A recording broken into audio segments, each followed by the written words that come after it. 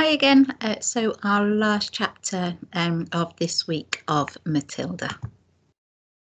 To find out what happens when Matilda goes to Miss Honey's house.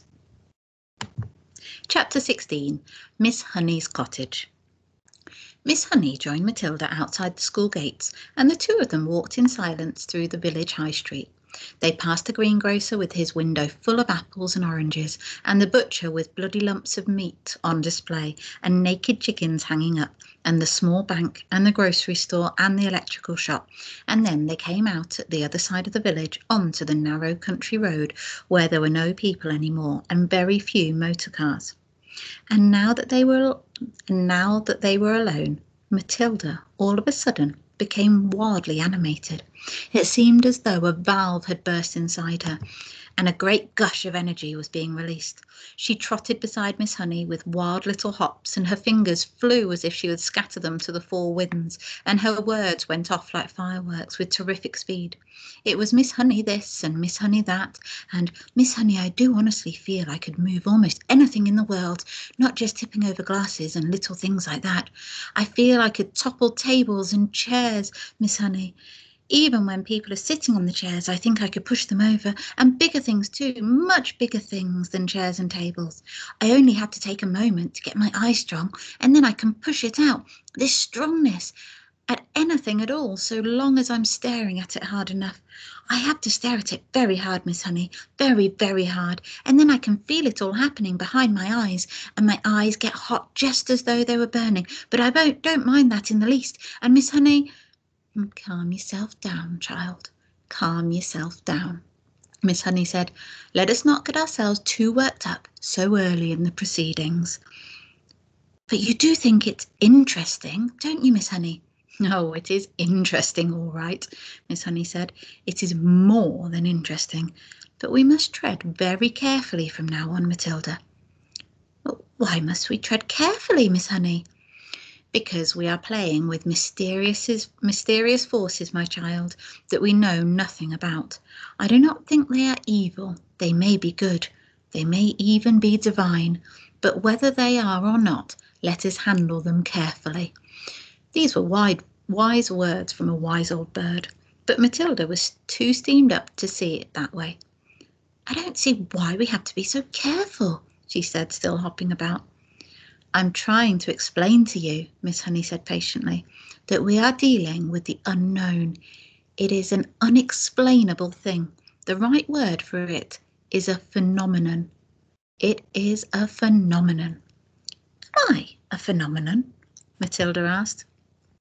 It's quite possible that you are, Miss Honey said, but I'd rather you didn't think about yourself as anything in particular at the moment.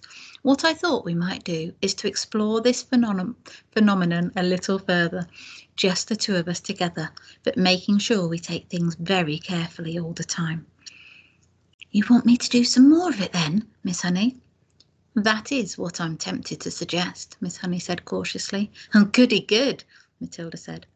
I myself, Miss Honey said, am probably far more bowled over by what you did than you are, and I'm trying to find some reasonable explanation. Such as what? Matilda asked.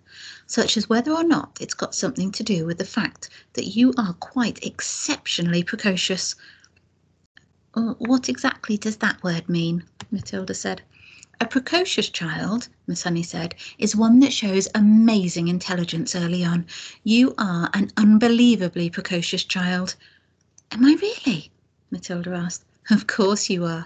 You must be aware of that. Look at your reading. Look at your mathematics. I suppose you're right, Matilda said. Miss Honey marvelled at the child's lack of conceit and self-consciousness. I can't help wondering, she said, whether this sudden ability that has come to you of being able to move an object without touching it, whether it might not have been something to do with your brain power. You mean there might not be room in my head for all those brains, so something has to push out? That's not quite what I mean, Miss Honey said, smiling. But whatever happens, and I say it again, we must tread carefully from now on. I've not forgotten that strange and distant glimmer on your face after you tipped over the last glass. Do you think it could actually hurt me? Is that what you're thinking, Miss Honey? It made you feel pretty peculiar, didn't it? It made me feel lovely, Matilda said. For a moment or two, I was flying past the stars on silver wings. I told you that. And shall I tell you something else, Miss Honey? It was easier the second time, much, much easier. I think it's like anything else. The more you practice it, the easier it gets. Miss Honey was walking slowly, so that the small child could keep up with her without trotting too fast, and it was very peaceful out there on the narrow road now that the village was behind them. It was one of those golden autumn afternoons, and there were blackberries and splashes of old man's beard in the hedges, and the hawthorn berries were ripening scarlet for the birds when the cold winter came along. There were tall trees here and there on either side, oak and sycamore and ash, and occasionally a sweet chestnut. Miss Honey, wishing to change the subject for the moment, gave the names of all these to Matilda and taught her how to recognise them by the shape of their leaves and the pattern of the bark on their trunks. Matilda took all this in and stored the knowledge away carefully in her mind. They came finally to a gap in the hedge on the left-hand side of the road, where there was a 5-barred gate. "This way," Miss Honey said, and she opened the gate and led Matilda through and closed it again. They were now walking along a narrow lane that was no more than a rutted cart track. There was a high hedge of hazel on either side, and you could see clusters of ripe brown nuts in their green jackets. The squirrels would be collecting them all very soon, Miss Honey said, and storing them away carefully for the bleak months ahead. "You mean you live down here?" Matilda asked. "I do," Miss Honey replied, but she said no more. Matilda had never once stopped to think about where Miss Honey might be living. She'd always regarded her purely as a teacher, a person who turned up out of nowhere and taught at school and then went away again. Do any of us children, she wondered, ever stop to ask ourselves where our teachers go when school is over for the day? Do we wonder if they live alone, or if there is a mother at home, or a sister, or a husband? "Do you live all by yourself, Miss Honey?" she asked. "Yes," Miss Honey said, "very much so." They were walking over the deep sun-baked mud tracks of the lane, and you had to watch where you put your feet if you didn't want to twist your ankle. There were a few small birds around in the hazel branches, but that was all. "It's just a farm labourer's cottage," Miss Honey said. "You mustn't expect too much of it." "We're nearly there." They came to a small green gate half buried in the hedge on the right and almost hidden by the overhanging hazel branches. Miss Honey paused with one hand on the gate and said, "There it is. That's where I live." Matilda saw a narrow dirt path leading to a tiny red brick cottage. The cottage was so small it looked more like a doll's house than a human dwelling. The bricks it was built of were old and crumbly and very pale red. It had a grey slate roof and one small chimney, and there were 2 little windows at the front. Each window was no larger than a sheet of tabloid newspaper, and there was clearly no upstairs to the place. On either side of the path there was a wilderness of nettles and blackberry thorns and long brown grass. An enormous oak tree stood overshadowing the cottage. Its massive spreading branches seemed to be enfolding and embracing the tiny building, and perhaps hiding it as well from the rest of the world. Miss Honey, with one hand on the gate, which she had not yet opened, turned to Matilda and said, "A poet called Dylan Thomas once wrote some lines that I think of every time I walk up this path." Matilda waited, and Miss Honey, in a rather wonderful slow voice, began reciting the poem.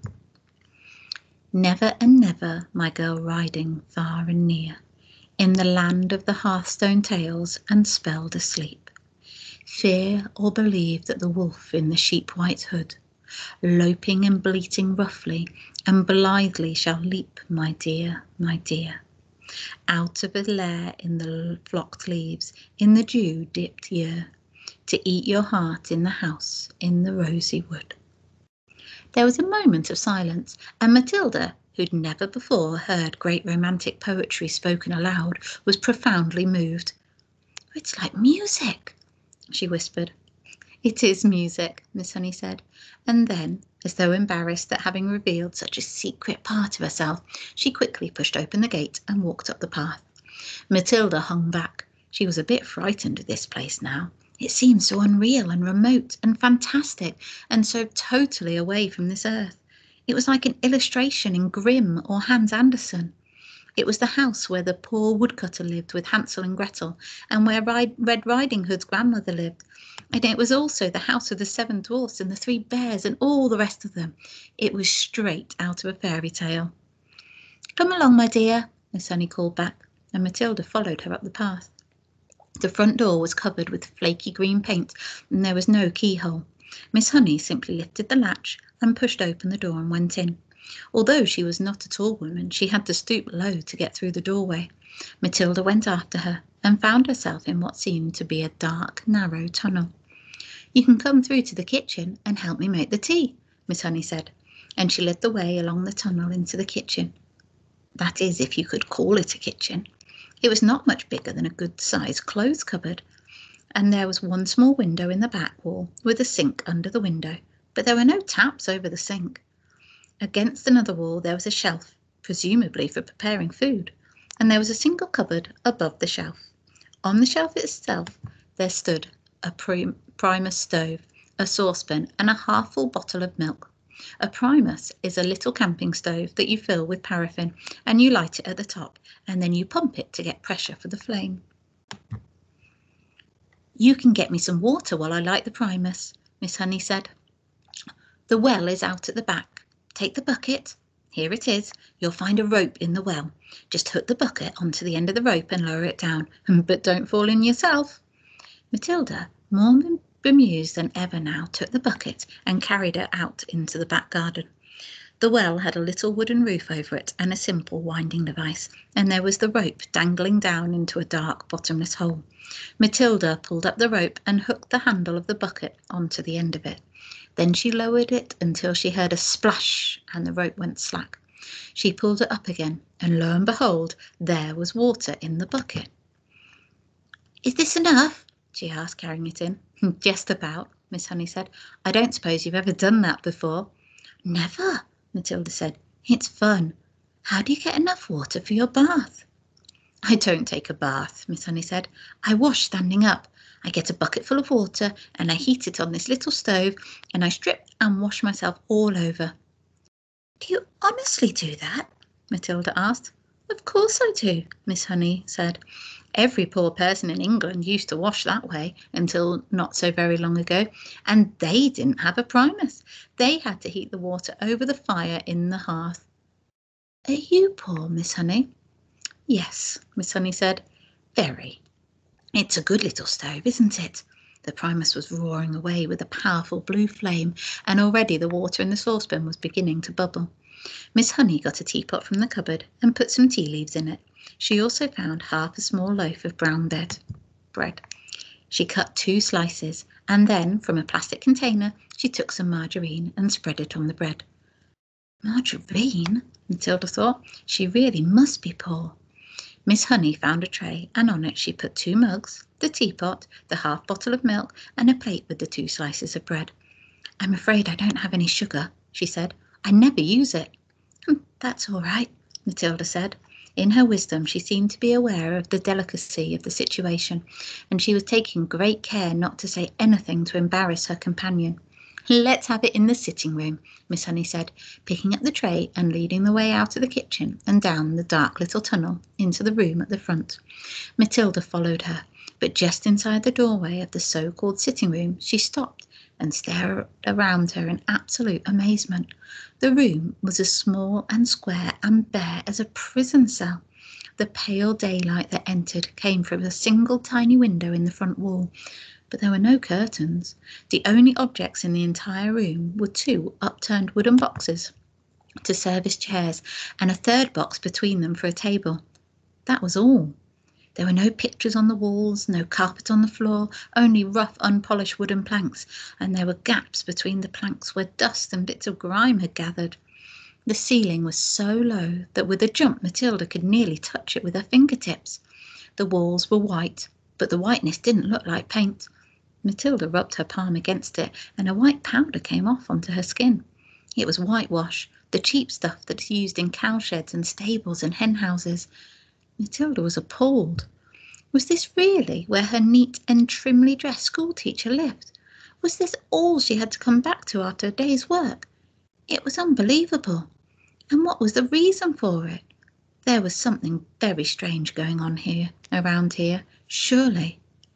Miss Honey put the tray on one of the upturned boxes. "Sit down, my dear, sit down," she said, "and we'll have a nice hot cup of tea. Help yourself to bread. Both slices are for you. I never eat anything when I get home.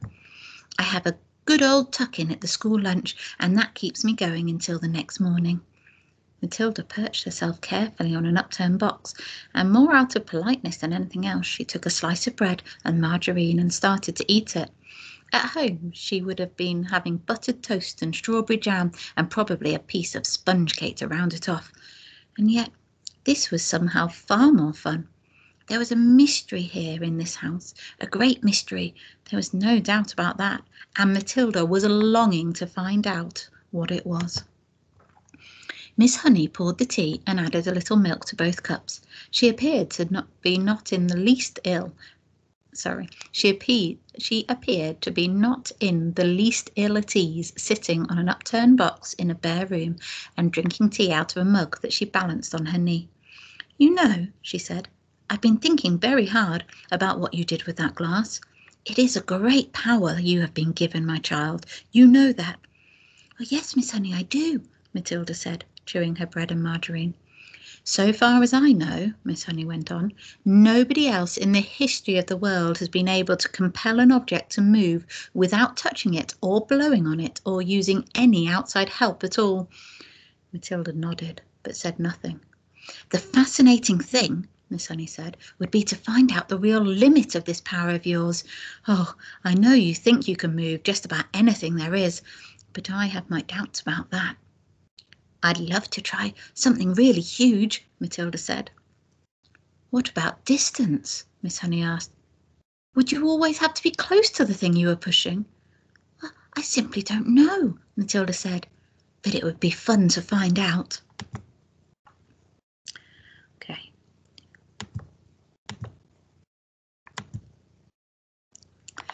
I think that Matilda and Miss Honey are going to have some good fun finding out the limits of Matilda's powers. Okay. Thank you very much, Year 3. I hope that you've enjoyed these chapters over the last week. There's only a few more chapters to read until the end of the story, so hopefully we'll fit those ones in before the summer. Okay, bye.